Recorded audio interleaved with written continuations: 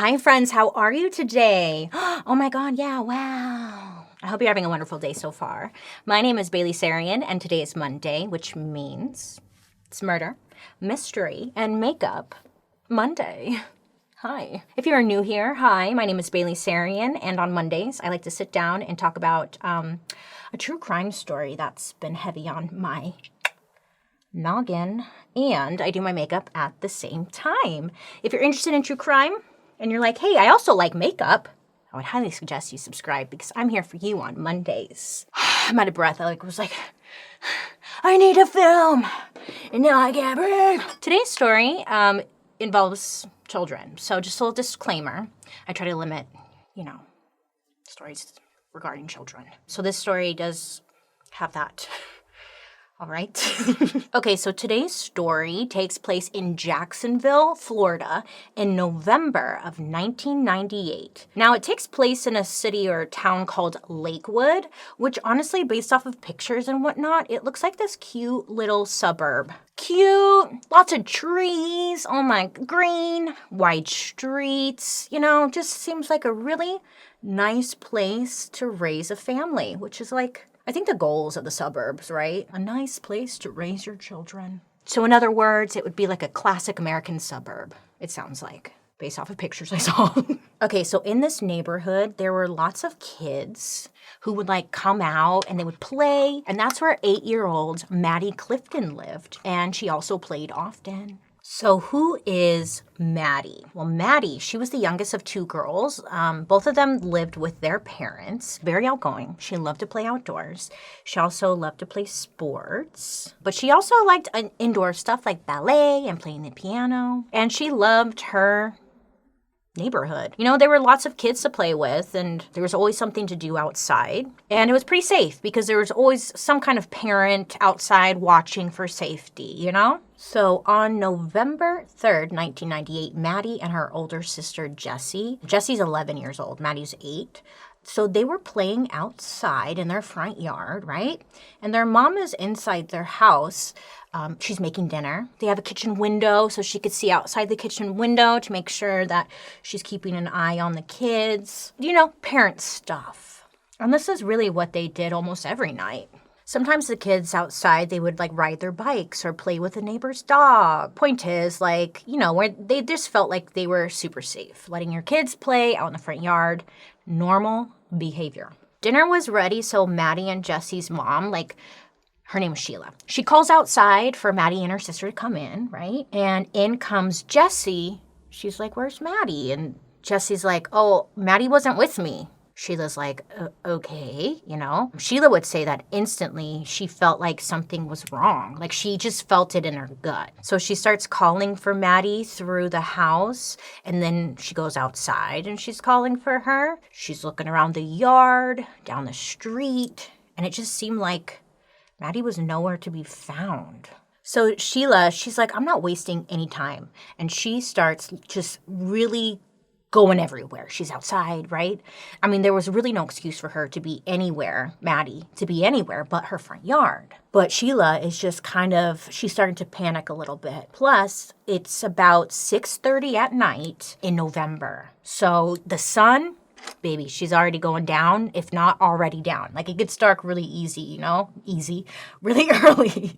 But it's getting dark, okay? You get it. Sun goes down at 4 for no reason. It's so rude. Well, I mean, that's fine and dandy, but when you're looking for your kid, not ideal, right? So it's a race against the sun. So, I mean, it doesn't take long. Sheila is immediately on the phone with police. Maddie had just vanished. It wasn't like Maddie to wander off from her sister in the first place. So again, Sheila just knows something isn't right. She's understandably frantic. Her husband, Maddie's father, he's still at work. So, she's like, okay, I'm just going to call the police, and she does. And this takes place in 1999, so cell phones are really they're starting to become more common at this point. And I'm pretty sure that Maddie's mom calls 911 using a cell phone, because in the audio of her 911 call, you can hear Sheila going from door to door in her neighborhood, trying to see if any of her neighbors had seen Maddie, heard anything, shit. Well, no one had. So Sheila goes over to her neighbor's house. His name was Steve Phillips. And he had like just gotten home from work. And she's asking, have you seen Maddie? And he hasn't seen anything either. But Steve had a son and wife who were at home at the time. Steve's son's name was Joshua and his wife, Melissa. And they didn't see anything. So these neighbors, they really didn't spend much time outside in general, or like even socializing with the neighbors. So it really wasn't a surprise to Maddie's family when they said like they hadn't seen Maddie at all. Steve, he goes up to his son, Josh, and he's like, have you seen Maddie at all? And Josh tells his dad that he saw Maddie outside, like walking by on the street from his bedroom window, but he didn't say hi or say anything to her. Many people in the neighborhood naturally kind of assumed that Maddie probably was abducted, and Steve, that neighbor, he was feeling the same way, really. I mean, how does a little 8-year-old just go missing, So Steve, he grabs a flashlight, and he starts helping the family look for Maddie. Now, there was this one guy who was, like, really questionable in the neighborhood. He had lived in the neighborhood for like 30 years. His name was Larry. And he came forward and told Sheila, Maddie's mom, he's like, I actually saw Maddie. She's like, what? So this is Florida. And Larry was known in the neighborhood to teach the kids how to, quote unquote, chip golf balls, which is, I guess, just like you hit the golf balls a certain way, correct? I'm not much of a golfer myself, but I guess it's like the way you hit a golf ball is a super specific way. So Larry and the kids would like do this from time to time. And Larry told Sheila that they were chipping balls that evening. And then at some point they ran out of balls, right? So Maddie tells Larry like, hey, I'm gonna go home. I'm gonna get some more balls and I'll be right back. So Maddie heads back to her house. And this was around 5 p.m. So Larry tells Maddie's mom, like, when she didn't come back, I just assumed, like, it was supper time. She had to go home. That he didn't really think anything of it. Police ended up putting Larry pretty high on their radar because when they were looking further into him specifically, they found that Larry had a bit of a criminal past of his own. And then on top of that, he was like the last person to see Maddie. So it's like, chipping balls. Okay, sure, Lair. Sure. Larry Bear. He never gets like taken into custody or anything like that because he ends up getting cleared. I think he had a strong alibi, or it was that like everybody had rallied around him and was like, there's no way it's him because he's known as like, the one everyone just trusted and liked. So he ends up getting cleared, okay? And police, they end up going back to Maddie's home and they start doing just more searching around the area, more searching within the neighborhoods, clues, eyewitnesses, anything. The neighbors, meanwhile, all band together and like form search parties to go out like looking for her in the nearby woods. But again, nothing at all. So by the next day, and I mean, it's less than like 12 hours, Maddie's face was like everywhere. It was in the paper. It was on TV. It was on flyers throughout their neighborhood and on different like business windows throughout Jacksonville. Everyone was like rallying to find this girl. And her case was just like dominating the news. It was one of those cases. I mean, the longer they go without any leads, like the more baffled people are. She wasn't on an empty street or in like a strange area when she disappeared. And like lots of people were out that night, out and about. So it wasn't make it make sense. Anybody. But even with all of these like neighbors keeping an eye out and stuff, I mean, none of them had seen any mysterious cars, and there was zero trace of Maddie in the nearby woods, which had been absolutely scoured by literally thousands of police and volunteers. I mean, at this point, the police estimated that there was like over 4,000 people from all over Jacksonville out searching for Maddie all at one time. As they go into the weekend without any leads, some volunteers and a bunch of like Maddie's family members, they all headed out to the stadium for the Jacksonville Jaguars, where they handed out flyers and ribbons to like spread awareness in hopes to find some kind of lead. And still, nothing. No one could find anything about anything. Just nothing. They couldn't find anything. Nothing. Poof. Gone. Wizard. But it's never a wizard, is it? I had a lot of caffeine. Never a wizard. If you think it's a wizard, it's not a wizard. So then on November 10th, which it had been like a full week since Maddie's disappearance, the hunt, it still hadn't slowed down. The police had been tearing Maddie's neighborhood apart, looking for any clues and questioning everyone. The neighbors who lived directly across the street, I mentioned them earlier, Steve, Melissa, and Joshua Phillips, the ones that don't get out much, remember? Police had searched their home at this point 3 different times because of a couple of reasons. 1, they lived directly across the street. 2, Joshua said that he had saw Maddie walking, and they ended up searching their home 3 different times. I think they were just like, we'll take anything. We'll search your house again. And that's what they did. Well, on the day of November 10th, Josh's mom had been going around the house just kind of cleaning up because police, once again, had come into her home, gone through everything, and really just kind of created such a mess, right? So she's like got a trash bag, throwing stuff away, whatever. And she remembers that her son's room is a hot mess. She's like, I might as well tackle that. I mean, she had been nagging Josh to clean his room because it was, as she put it, quote, in deplorable condition. I mean, he's a teenage boy. He's, how old? Like 13, 14? I think he's 14 at this time. So I don't know if you are familiar with teenage boys, but PU, y'all stink. Just kidding. So yeah. The room was like gross, smelly, crusty socks all over. But Josh's mom, she's like, you know what? I'm just going to clean it myself because this last week, Josh has really just kind of been out of it. I mean, he's been quiet. He seemed a little preoccupied, which was really making sense to her because, like, this poor kid, he's terrified. I mean, a girl who lived directly across the street from him, who he occasionally said hi to and played with, had just vanished. I mean, that had to be really scary for him. So with this in mind, she cleans his room. And maybe it'll help, like, clear his mind too, So the first thing she notices when she goes into his room is that it smells pretty awful, okay? She's like, wow, it stinks in here. Oh my God, my son stinks. And, like, she also sees that there were some incense in the room. He had Febreze on his, like, whatever, his, what's it called? Drawers?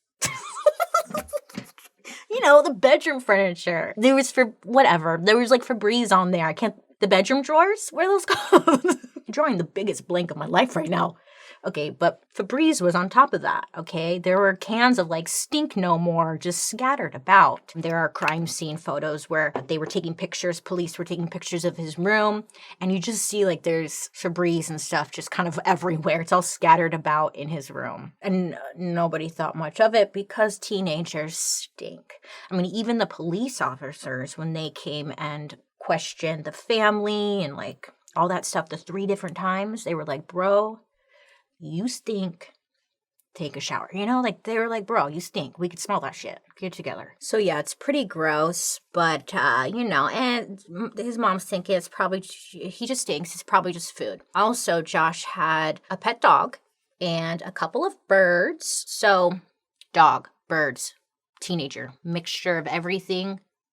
Stinks. One thing Josh's mom did notice was that, like, the smell had seemed to get worse, like, overnight, With that being said, mom is just over here trying her best to clean up around the room when she noticed that there was, like, a small puddle forming at the edge of Josh's bed. And she's like, that's new. Like, I've never noticed that. At this time, Josh had a waterbed. This was the 90s. Some of you may remember the waterbed.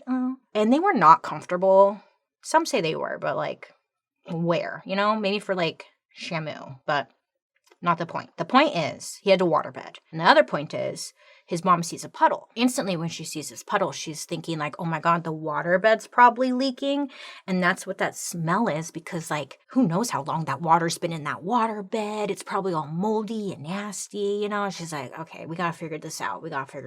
So she gets down onto the carpet. She kind of peeks underneath the bed. And that's where she notices, like, there are pieces of her son's bed frame that came apart, like, really easily. It came apart a little too easily, like if the side panel wasn't really attached to the bed at all. It just kind of, like, flopped right over. So she pulls it away, and she pokes her head underneath, and she takes it a little closer, and all she can really see down there is, like, a sock. She's like, what the fuck? You know, probably one of those crusty socks. So she's all confused, like, how the hell does a sock get stuck down there? It must have just, like, slipped in between the mattress and the headboard, as socks do. But it was just full-on stuck inside of the bed frame. So she reaches in for it, and it won't come out. So she's, like, tugging. She's like, what the hell? So she pulls harder. And she said that something just comes loose.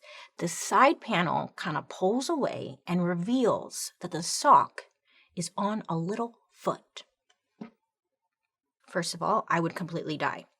Because what the fuck? Second of all, I mean, total shock comes over her body, right? This is her son's bed, right? What the fuck is this? She realizes that under her son's bed is a body. It's actually the neighbor girl, Maddie. And she's like, well, I couldn't imagine what she's like, but I no words, right? What would you do? I don't know. I don't know. I would move. I would grab all my shit and I would get the fuck out of there and never come back.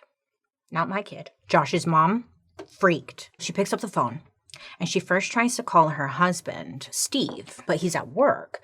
So it goes straight to voicemail. But you can hear her voicemail, I think online, but you could just hear she's frantic, okay? And she leaves a voicemail like, Steve, call me immediately. Like she is panicking for good reason. But when she can't get a hold of Steve, she ends up just running out of the house in like hysterics, okay? And she's running down the street just looking for a police officer, because they were in the area. So she finds someone. According to the officer she first found, she was so frantic that she couldn't even form words. So she finds this police officer and she's trying to tell him what's going on, but she's not making any sense. So the police officer is like, I have no idea what you're saying. I've got things to do, ma'am, you know? So eventually he's like, okay, I'll just follow you to your house, because she's like, just go to my house. So he follows her to the house to see like what the hell is going on with this lady. That's when she tells the police to look under her son's waterbed, and they do. So they start taking apart the rest of Josh's waterbed, and they confirm that the girl's body is indeed Maddie. And it appears to them that Maddie had been bleeding for quite some time when she was finally like put under the bed. Police even said as they removed Maddie's body, her hand was found like clutching the frame, which led them to believe that she had been shoved up there still alive. I'm like, because it's just a very unfortunate day right now, isn't it? Kids who kill kids are like the fucking creepiest. I'm getting ahead of myself. And this is like the strange / horrible. They noticed that Maddie's pants and her underwear were missing. So it's like, bro, what the fuck, right? Poor little Maddie had been under Josh's bed the entire time, even after those 3 police searches at the family's home, which to me was like, really? Okay. They searched 3 times and they still didn't like, that smell didn't like, but I guess they didn't really have a reason to search. Like legally, they can't just search his house. Okay, logic. Now here's like the really sick part. This kid Josh, he was sleeping on top of his bed, right? On top of Maddie's body for over 7 full days. That part was like, bro, are you okay? He's not, obviously, but like, how did he sleep? How do you sleep? You just go to bed? Knowing that right underneath you is a kid, a body, Maddie's body. You know, like, what the? But he did that. Okay, he did that. He really sure did. He was like, yep, I'm doing that, and he did. So after they find Maddie, police start right away putting the tape around, like, the Phillips house, you know. And, I mean, again, they're just right across the street from Maddie's parents' house. So they see what's going on. They see the tape going up, and they have a feeling that police has probably found something. And they weren't wrong. I mean, it didn't take long for police to come over to the Cliftons' house. and, relay the bad news, the horrible news. That's got to be probably not the easiest job at all, right? Jeez Louise. So police, they actually rally around Jessie, the family's 11-year-old daughter and Maddie's older sister, because she's young and, it's just it's a lot, right? So they end up taking Maddie's older sister to IHOP, and that's where they kind of tell her what happened, and they really wanted to get her out of the environment, the house, and everything that was going on. They thought it was best if they removed her from that. I thought that was nice, I guess. Either way, it's just bad news. But Jessie said that, while they were at IHOP, they're telling her that they found Maddie and she was found dead. And they're telling her this when they're at breakfast. And Jessie said the whole time she just kept staring at a missing persons poster of Maddie that was placed on the wall. And she said that she didn't really believe what the officers were telling her, She kept thinking that they were going to find her alive. Yeah, that's so sad. So everyone was devastated by the discovery of Maddie's body. I mean, you could also see it in the news coverage when the lead investigator gets on camera and makes the announcement that Maddie has been found dead. Everyone just kind of collapses. It was devastating. It was heartbreaking. There was a 48-hour special up within a week of the discovery. They interviewed both Maddie and Josh's parents, as well as Jessie, Maddie's older sister. They also interviewed Josh himself from jail. And you can see from the interview and just from the press around that time, now that Maddie had been found dead, everyone was really just trying to wrap their brains around it all. How could this child, Josh, kill another child? Nobody could wrap their heads around that. And I mean, this isn't even computing with just about anyone, really. The police, it didn't make sense to police why Josh would do this. It didn't make sense to Josh's family why he would do this, or even his school. Everyone who was hey, do you have any comments about Joshua Phillips? They would all be oh, he was great. He was a normal kid. He was quiet. He liked to read. He spent most of his free time on his computer. Josh was left home a lot, but in school, he had friends. He fit in just fine. It was said that he was a bit of a goofball. Josh, who was about 14 at this time, was a 9th grader with a C average and had no record of any discipline. And I felt that just really sums up what everyone had to say about him, was that he was average. He was average. He also seemed super gentle. In fact, Maddie's mom, when asked about Josh in the media, she even told them yeah, he was really kind. He was a gentle person and really nice. You can even see in home videos of Josh with his pets, especially his dog, just how sweet he was with them. And really, Josh didn't seem to have or show any antisocial tendencies and was, by all accounts, a really sweet kid. So what the hell, right? He can't be that sweet. He just, hello, murdered someone. So what's the deal, Bailey? I know. We don't know everything, but what we do know is this. Josh, when all of this came to surface, the police went to his high school and arrested him, which must have been very embarrassing. The principal even told reporters that all of the students were in complete disbelief that Josh was the one responsible for Maddie's death. I never saw it coming. It's maybe you did, though.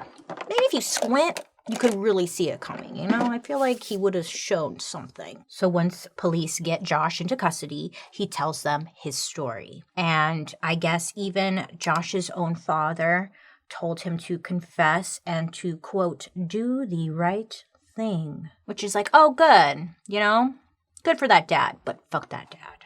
And I'll tell you why once I do this eyeshadow. Okay, so Josh, he did confess. I mean, there really was no alternative. Maddie had been found under his bed. You can't really explain that away to anybody. Whoopsie, don't know how that ended up there. His confession put to police, it gives people an idea, a little bit of idea of how a somewhat pleasant teenager could end up murdering another child. And this is what the people wanted. They wanted answers. Why? Isn't that why we're all here? We just want a why. Why? Why? You know, what's up with Josh? Something's got to be up with him. Josh's home life was actually what doctors would call super fucked up. Yeah, but that's actually a quote. Doctors did say that. I know. I was like, oh my God, that's so funny. Haha. And then I was like, oh, that's a direct quote. Oh, okay. You know, the legal terms or whatever. Out the window with this one. Fucked up.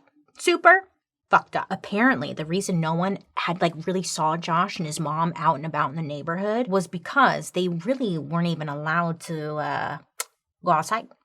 Yeah. So multiple sources, even including Josh and his mom, said that Josh's dad, Stephen, was like a major control freak. On top of that, he was a aggressive alcoholic. And on top of being an alcoholic, he also had a little bit of a drug problem. The dad, Stephen, was apparently super verbally and emotionally abusive to both Josh and his mother. And while he was away at work, he didn't like or want his family to leave the house. So Josh would go to school and his wife would go to work. It's just when they came home and they had downtime, the dad didn't want them anywhere, talking to anyone or doing anything. They needed to stay home. Weird detail. Some say important, but the family said that for some reason, Stephen really hated little girls. He had told his wife that he did not like little girls and did not want Josh playing with little girls. I don't know. It's important, I guess, because I feel like it's instilling. Maybe Josh felt like he couldn't play with little girls. So when his dad was gone and he plays with Maddie, it was not supposed to be doing this, I'm not sure. So that's a great little tidbit from me because I don't know what it adds. So Josh was expected to go to school, then come directly home and just spend the rest of his time with his pets.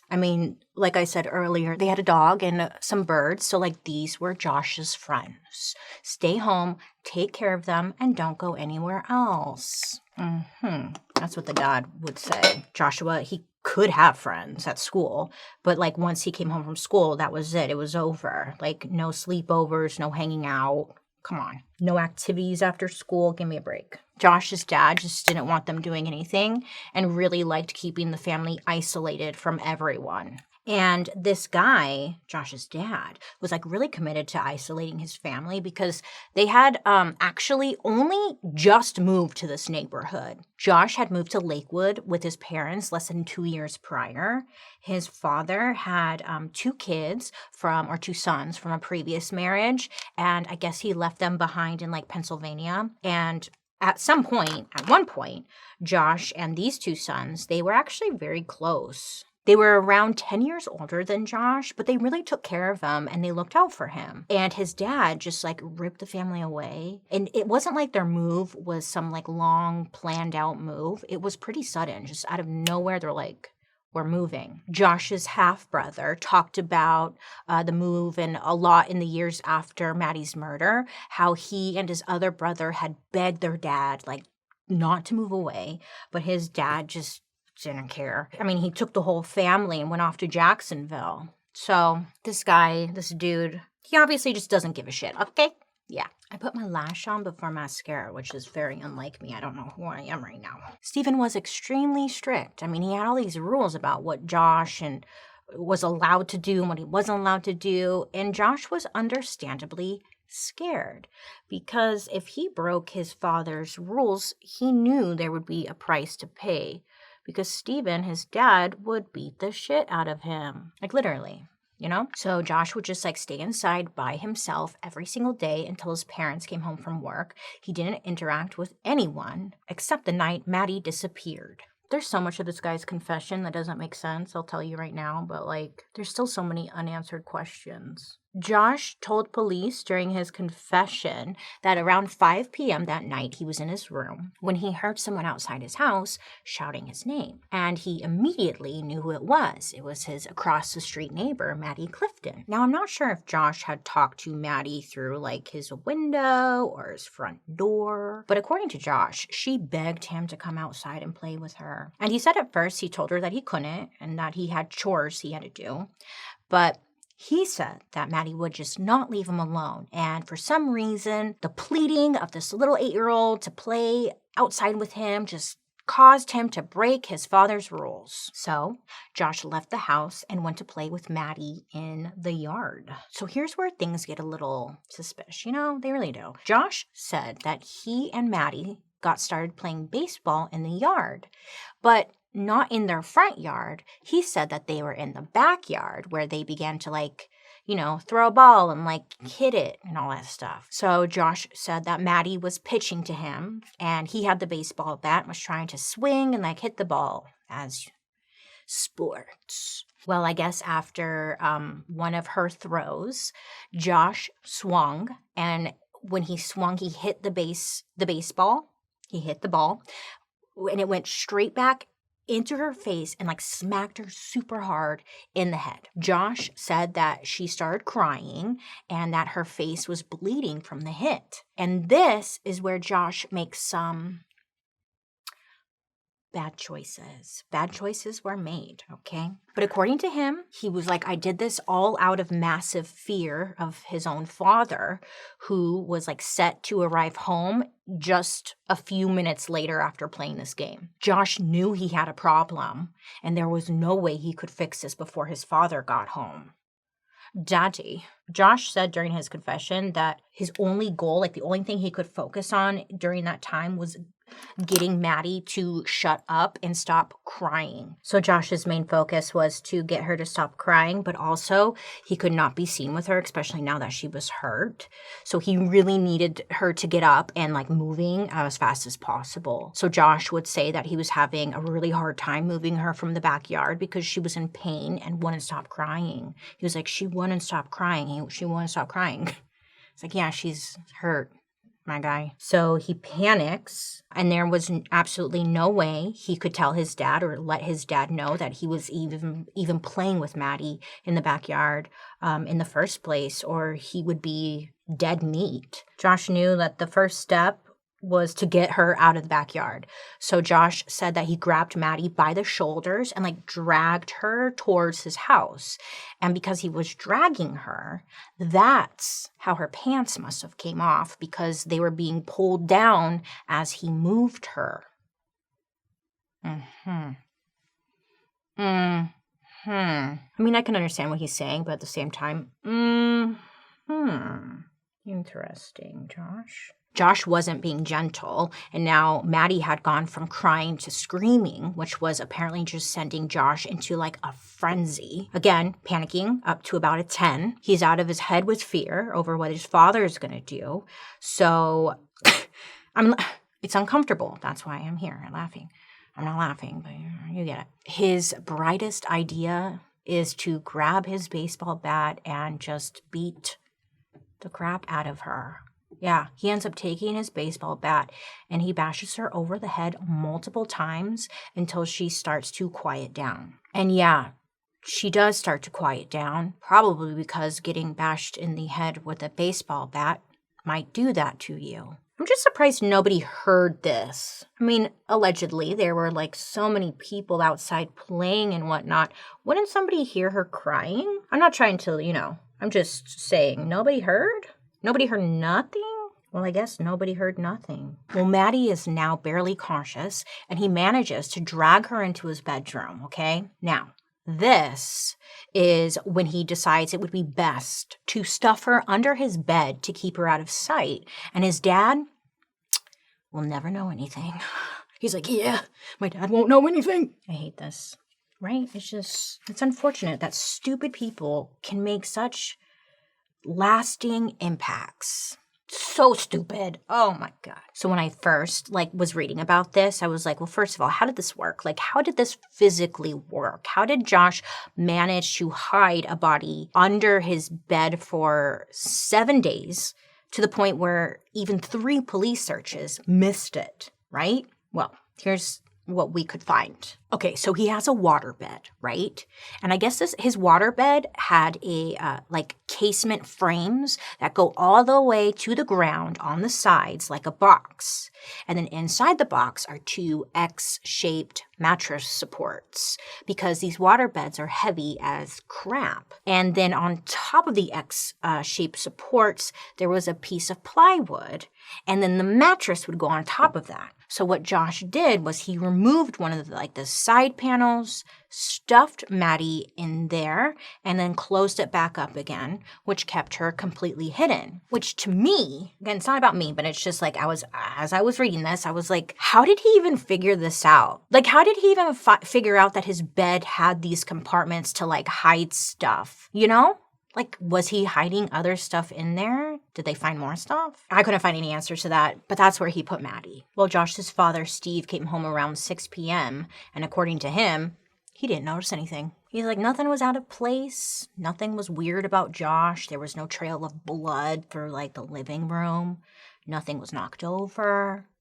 Nothing. So when his dad came home, he and Josh, they like sat on the couch. They talked about their days, like everything was normal. And that's fucking creepy. I guess like when they were sitting on the couch talking, after a few minutes, Maddie had regained consciousness and Josh could like hear her making some noises and it was coming from his room. So he's getting like real freaked out because he's like, oh shit, like my dad's here.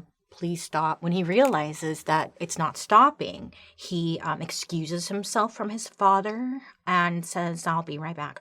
And he goes to his room. Now, another decision was made. A very, very, very bad one. He says at this point, he made the decision that he just could not turn away from. Josh knew he was going to have even bigger problems once Maddie's parents got involved. So in his mind, he was thinking, this is what he said, not me, okay? He was thinking like, I have to make this problem go away. So while his father sat on the couch in the other freaking room, Josh grabbed a pocket knife, pulled Maddie out from underneath his bed, slit her throat, and stabbed her several times in the chest. Yeah, he did that. He really did that. Okay, but he stabbed her like way too many times though. Like it wasn't like 2 or 3 times, like not that that's excusing anything, right? But you know when someone stabs another person like a bunch of times, I would say more than like 3, 4 times, it becomes like a very passionate killing. And little Maddie was stabbed a lot. So once he thought that the job was done, he put her back under the mattress. So like what was his end game here, you know? Josh said that he killed her to keep himself from getting in trouble with his dad. But then like it escalates all the way to murder. I know. I mean, he's 14. He can't drive. He's apparently not allowed out of the house for any amount of time except to go to school. He can't ditch class without his teachers and eventually his father finding out. So Josh's big plan, I guess it was just to pretend like it never happened. And he was hoping that that would work out for him. Okay. You know? Okay. Now, a lot of things don't add up. There are some questions. I know you have questions. I have questions. Everyone has questions because a lot of things really were not adding up in Josh's story. Like, that was Josh's story. That. And it didn't make sense. So, first of all, upon further investigation, when Maddie's body was examined, there were no signs of any type of initial injury to her head, like the baseball whacking her in the head, like Josh had mentioned. No sign of that from even happening, period. What they did find was blunt force trauma from the bat and also the stab wounds. But again, no baseball injury. Also, investigators looked at all of Josh's baseballs that he had in his room, and they found no trace of blood on any of them. Okay, Josh. Okay, is that what you think happened? Many have asked an even bigger question. Why, if Josh was like so scared of his dad, right? Why did he move the play date to the backyard? Both Josh and Maddie, both of their houses had really big front yards. And Maddie knew not to leave the area where her mother could keep an eye on her. Not trying to point the finger to Maddie, of course, but like, you know, like why didn't they play in the front yard? How did Maddie end up in the backyard if she were begging him to play with her, right? We don't know. But that was a little... Okay. Not only that, but apparently Josh's house also, and there's photos too, but they also had like a really big pool in the backyard, which took up a lot of the backyard space. So it just was not an ideal place to play a little baseball in the first place. Now, the biggest red flag of all to investigators, they really got stuck on the pant situation. More specifically, like her shorts and her underwear. Josh had claimed that he had dragged her in the backyard when they were heading towards the house, and it caused both of her shorts and her underwear to be pulled off. And, okay, that might have happened, but let's see the evidence. And police were like, look, if her shorts really did come off while Josh was dragging her into the house, why wasn't there any dirt on her body?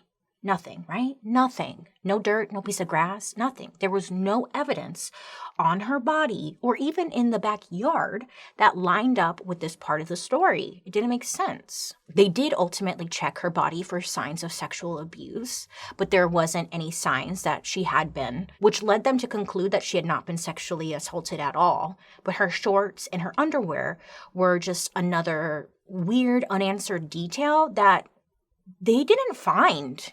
Like, where was it? And then my question, most of all, was like, okay, where's all the blood? Like, if she hurt herself and she was bleeding and stuff, wouldn't there be like a drop somewhere in the house when he was moving her to his bedroom? Oh my God. He probably invited her in or something, huh? Duh. He probably invited her into his room, and that's when he hit her with like a baseball or something. I was really dead set on her playing in his backyard, but I'm starting to think they didn't even play in the backyard in the first place. Duh. Because then probably someone might have heard her crying outside. She's probably in his room the whole time. He probably told her, like, hey, come here, I want to show you something. It doesn't matter because I don't think we ever get a real answer as to the timeline of events. Josh has always stuck with this story, so maybe there is some truth in there. I don't know if we will know. Josh's trial begins on July 6, 1999, when he's now 15 years old. This is a very high-profile case. Everyone in the community was heavily invested in this trial, and also they were very messed up over it. With that being said, they knew they couldn't hold the trial in Jacksonville, as most likely the jury would not be able to hold an unbiased opinion coming into the trial. I mean, everyone really heavily disliked Josh, which, valid. I get it.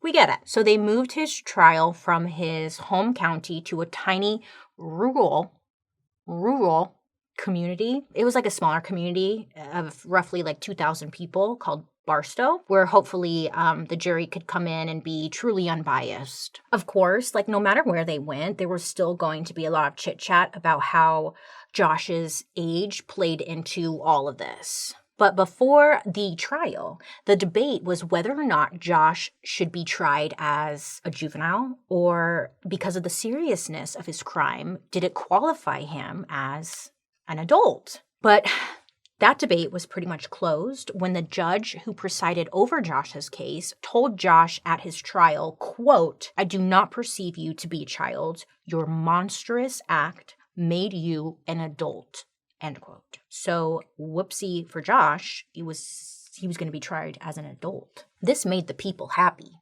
They wanted this. So like I was saying earlier, there were things in Josh's story that were a little funky, things were off. And it was the prosecution's job to fill in those gaps. And they really did fill in those gaps, especially the lead prosecutor. Basically, they set out to prove that Josh was literal worst, which I don't think is really hard to do when you murder a kid, right? Like, it's not that hard to prove. Well, I might be wrong. I am just a nobody. So there was new evidence the police had that wasn't necessarily like in the media at the time. One of the things prosecutors mentioned was that Josh had books on the occult and like devil worship in his room, which prosecutors knew that this would make a big impression on the people, small town Florida in the 90s. Devil books, What does that make everyone think of? Demons? People don't like demons? Dark spirits? Satan? Awful. That's what they're getting at. They're like, look at the books. Look at the books. But remember how Josh's mom said he spent a lot of time on the computer? He was spending hours and hours on his computer viewing extremely violent pornography, specifically cheerleader brutality videos. I don't want to know, but I can use my imagination, and I'm pretty sure it involves cheerleader and brutality, and that's really all I need to know. So this gets presented in court, and also they find out that, the timeline, when you log in, when you log out, this is still the 90s, late 90s, so it's like the internet has timestamps and stuff. You understand. Thanks. But what they get at is they determine that Josh was watching those videos specifically online, both in the 30 minutes before the murder took place, but directly after the murder took place, he watched this porn again. I know. I was like, what the, They make him sound like all this sweet and innocent, but like, he was doing some shit when he was home alone, okay? I don't know, but like, I feel like that pornography, it might change a person's mindset after watching. And many, if you were on the jury and you heard this, you'd be like, guilty. Anyway, so that was brought up, and I was like, oh my God, I can't believe that alone is like so disturbing. So next, prosecutors bring up something that was happening within the Maddie's home. And this was leading up to the murder itself. I guess there were like a bunch of strange things happening within the Clifton household. And for a minute, they thought their home was haunted. For example, they had found new holes that seemed to be hammered into their walls without any idea of like where that came from. There was this one time where there was a window that mysteriously had shattered, as if like there were a break-in, but inside there was nothing of value even stolen, which was like, okay, weird. And then one day they found Maddie's her bed sheets stapled to her bed. Literally, they were stapled down to the mattress with a heavy-duty industrial staple gun. I don't know what kind of ghost that is, but I don't like that ghost. It was weird. In Maddie's home, they did end up finding two things that were missing. One was a cordless phone, so the phone itself was missing, and also a photo of Jessie, Maddie's older sister. So that damn ghost, But then when investigators really thoroughly searched Josh's room, guess what they found? They found the missing photo of 11-year-old Jessie. It was in his room. And they also found the cordless phone was buried in Josh's backyard. So no idea what that was about. The phone? No idea. No idea. Well, once investigators started looking at phone records, they found call logs that were made from Josh. And he had racked up about $500 worth of calls to 900 numbers. You're like, what's a 900 number? Sex hotlines. Do you remember those things?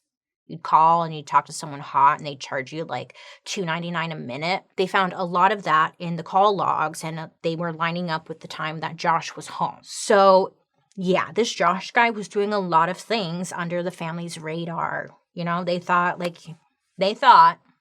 and they thought wrong. Prosecutors, they also presented to the court evidence showing that Joshua had a weird obsession with Maddie's older sister, Jessie. Not only had he stolen that photo of her to use for God knows what, but he was a little, oddly fixated on her. And you can actually kind of see it because, like I had mentioned earlier, Joshua, he had a ton of home videos and some that he made himself. And there were several that featured the Clifton girls in them. You can see in one of them, Josh is behind the lens and he's how do I word this?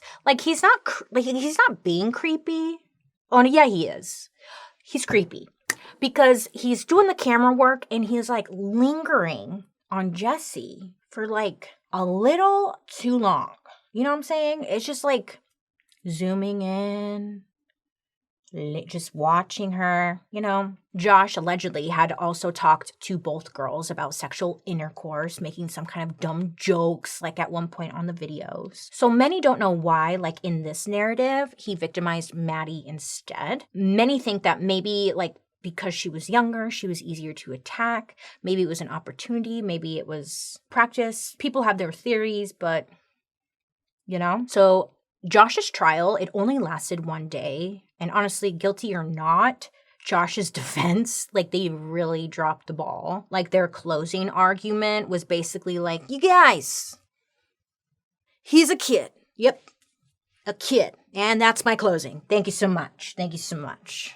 Like, it was that bad. It was real bad. The only real work the defense ever did was actually a good one. They hired a neurologist. Even though I just shit on them, they did do one thing. They hired a neurologist to do a brain scan on Josh, and they found something called lesions on the frontal lobe of his brain, which was kind of a big deal. This was according to this doctor. He had brain damage, and apparently these lesions can cause poor emotional regulation, poor judgment, impulsivity.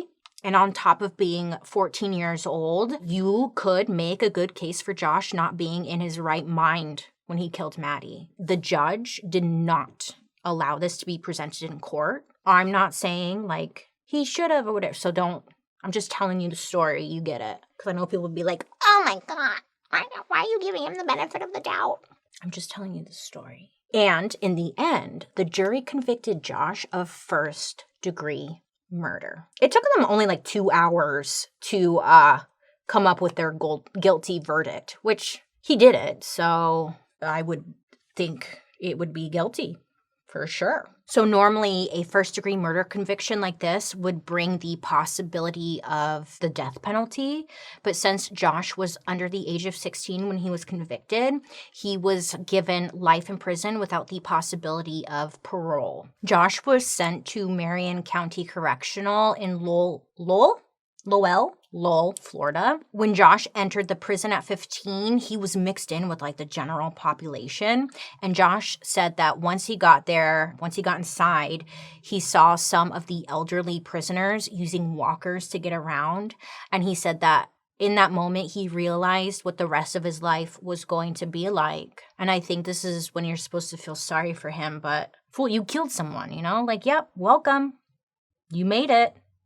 This is the consequences to your choices, okay? He's like, oh my God, I had no idea. I thought it was going to be like the movies where it's just cool and we hang out and like play cards. While in prison, Joshua Phillips got his GED and took a few college courses. I mean, it was enough to get him started working as a paralegal, and he uses his training to help other prisoners prepare their appeals. I think that's cool. I think that's great, whatever. And I was like, is that free for them? I guess it's free. It's like, oh, so you get free school? Interesting. I mean, I know they can't do anything with it, but like, is that how I get a degree in prison? So Josh is said to be making the most of his prison life, but since his conviction in 1999, the United States Supreme Court, they made a ruling that children cannot qualify for life sentences unless there were outstanding circumstances. So as a part of that ruling at the Supreme Court's level, Josh's conviction had to be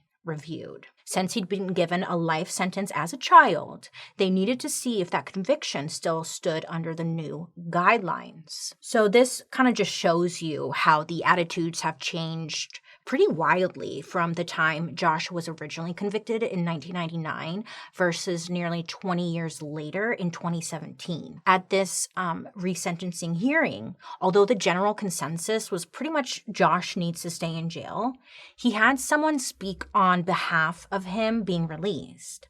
And guess who the surprise speaker guest was? It was the lead prosecutor from his original trial. His name was Harry. So this guy, Harry, actually comes out and testifies on Josh's behalf.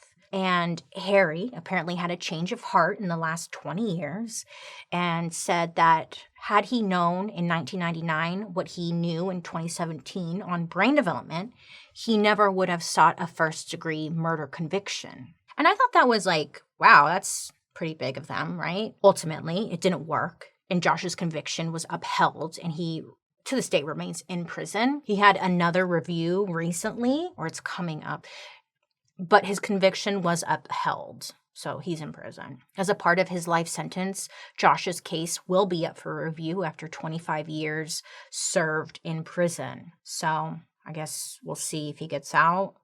Sadly, Maddie's parents, they ended up breaking up, which is so sad. I mean, you hear it often, like when these big tragedies happen within a family, it just sucks. It's hard. It's really hard. And sadly, Maddie's parents, they separated. 3 years after she went missing, they ended up getting a divorce. Josh's mother, her name is Melissa, and woo-wee, that poor girl. Oh, she's been through it. I mean, a lot of the families have been through it, okay? Sorry if that sounded insensitive. But Josh's mother, Melissa, she not only had to watch her only son grow up in prison, sucks, but that's a choice he made, right? But her husband, Josh's dad, Steven, karma came and got him real quick. He died. It's not funny, but it was just whoop, because he died shortly after Josh's trial.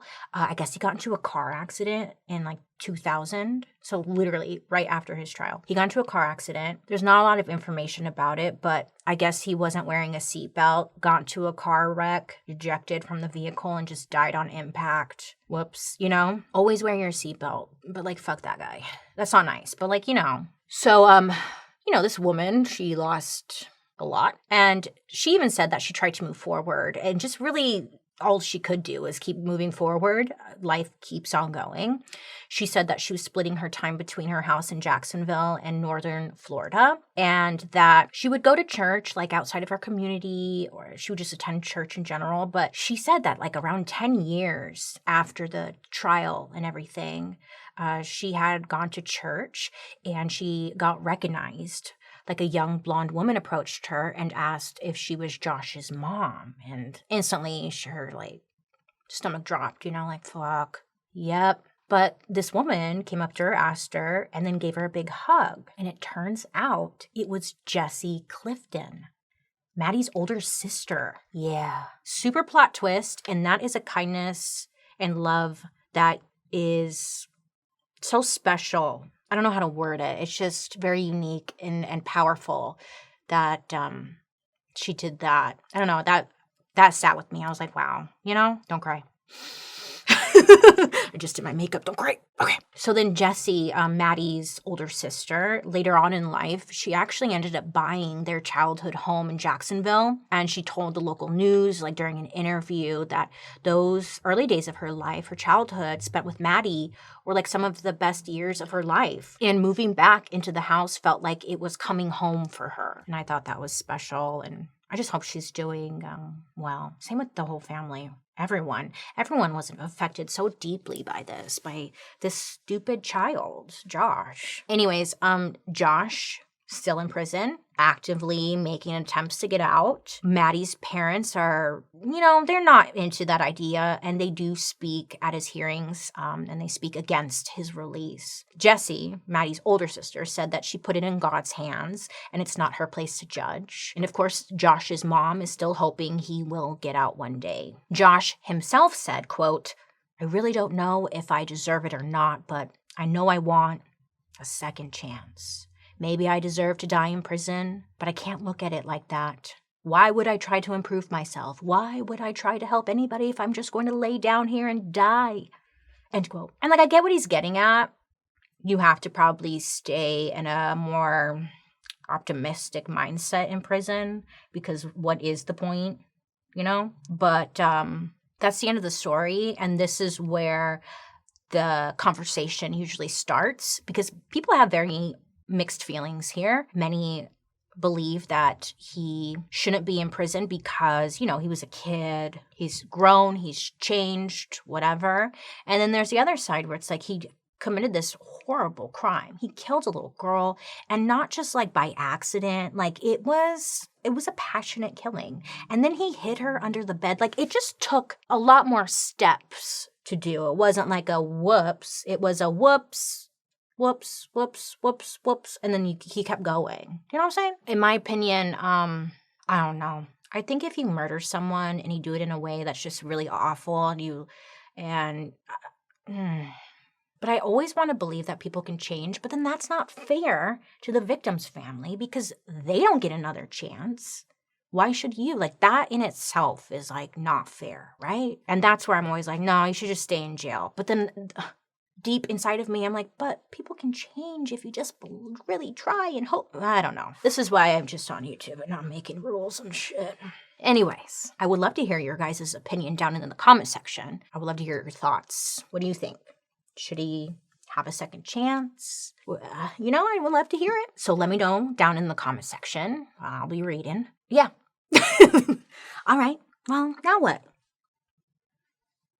I hope you guys have a wonderful rest of your day. You make good choices. Please make good choices. Don't make bad ones, because then you have to keep making bad ones.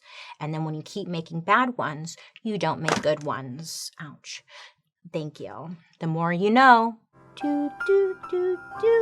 Let me know down in the comment section who you want me to talk about next week. But other than that, I hope you have a wonderful rest of your week. And I'll be seeing you guys later. Goodbye.